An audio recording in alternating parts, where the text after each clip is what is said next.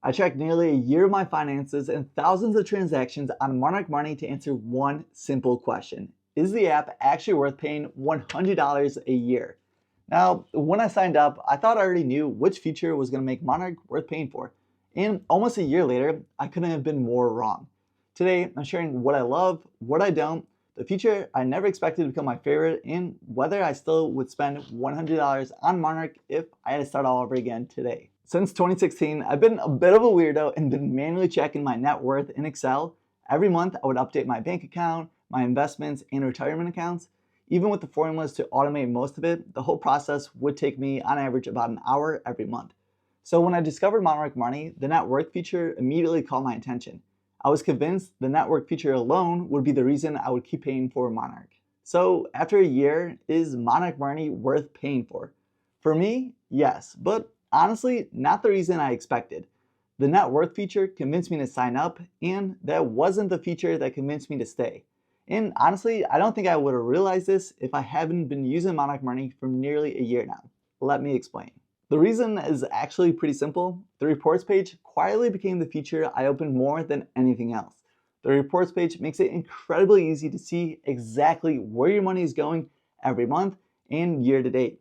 Since everything is automatically categorized, I could quickly see what I spent on groceries, restaurants, travel, or just about any other category. And unlike my old Excel spreadsheet, I don't have to spend an hour every single month building out these reports manually anymore, thankfully. Then one day I opened my reports page and the number immediately jumped off the screen. My wife and I had already spent nearly $10,000 on groceries and we're basically halfway done with the year. Without Monarch, I don't think I would have actually caught this. Now I can click on the grocery category and see every single purchase, figure out exactly where the money went, and decide where we could cut back. And if that one report helps us reduce our grocery spending going forward, it probably pays for an entire year of Monarch all by itself. And that's when I realized something. Monarch doesn't save you money, it makes you aware of where your money is going so then you can save yourself. The same thing applies to restaurants, shopping, travel, subscriptions, or really any other category. Instead of just guessing where my money is going, I can actually see it within seconds. Now that was the moment Monarch stopped being just another budgeting app and started helping me make better financial decisions. The biggest surprise after a year wasn't how Monarch automatically tracked my net worth, it was how often I found myself opening the reports page instead. Now, I originally signed up because I wanted an easier way to track my net worth and save some time, but what kept me bringing me back was the understanding of my spending. Another thing I didn't expect was that budgeting almost became a game. Monarch shows me my average spending on different categories, so every month I could challenge myself and just try to beat those numbers. Can I spend a little bit less on restaurants over here, or what about lowering my grocery bill? Can I save a little bit more this month than I did last month? Instead of just budgeting feeling restrictive, it could actually become more motivational because it has a clear measure of my progress month to month. But none of that matters if the data isn't accurate. If I'm going to make financial decisions based on these reports, I need to actually trust the numbers. And that's probably one of the biggest surprises after nearly a year. One thing that also surprised me was just how hands-off Monarch has become over time. And yeah, the initial setup does take a little bit of work because you do have to connect your accounts, create a couple rules, and just basically make sure your transactions are being categorized correctly. But once that's all done, Monarch becomes surprisingly all automated.